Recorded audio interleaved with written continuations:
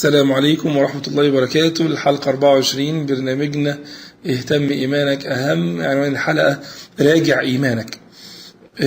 في واحد يقول لي خلاص أنا ملتزم، أنا اهتديت، أنت بتشوفنيش ولا إيه وأنا رايح الصلاة. ومرة واحد قابلني قال لي تحب أحلل لك شخصيتك؟ فقلت له قول. قال لي أصل أنت لما شفتني ملتحي ولابس جلابية ومنظري كده فانت توسمت فيا الإيمان، فعشان كده حبيت ان انت تصاحبني دونا عن باقي الجيران والأصدقاء.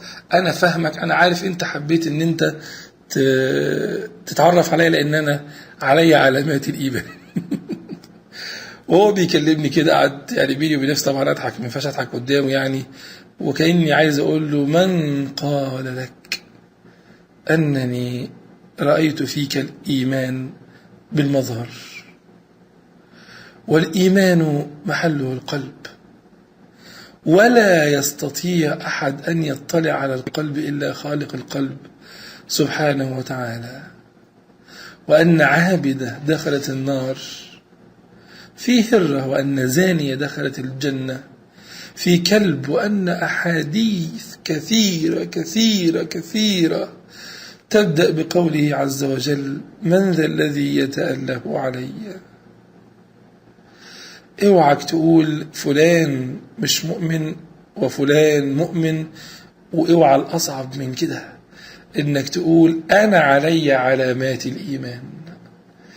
حلقة النهاردة بتقول راجع إيمانك، ركز.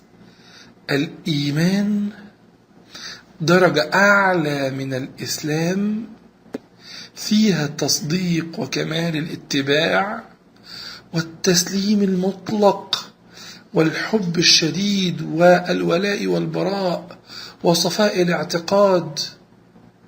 ومغريات الدنيا وفتن الشبهات والشهوات والأعداء الأربعة الدنيا والنفس والهوى والشيطان لن يتركوك على حالة نقاء الإيمان وصفاء الإيمان وتمام الإيمان الكامل.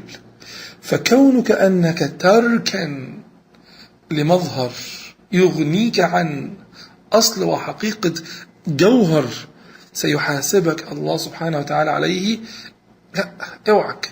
قال عز وجل يوم نسأل الصادقين عن صدقهم.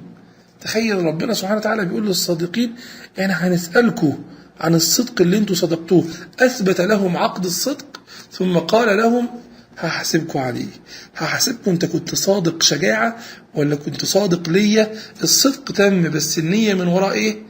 فراجع إيمانك.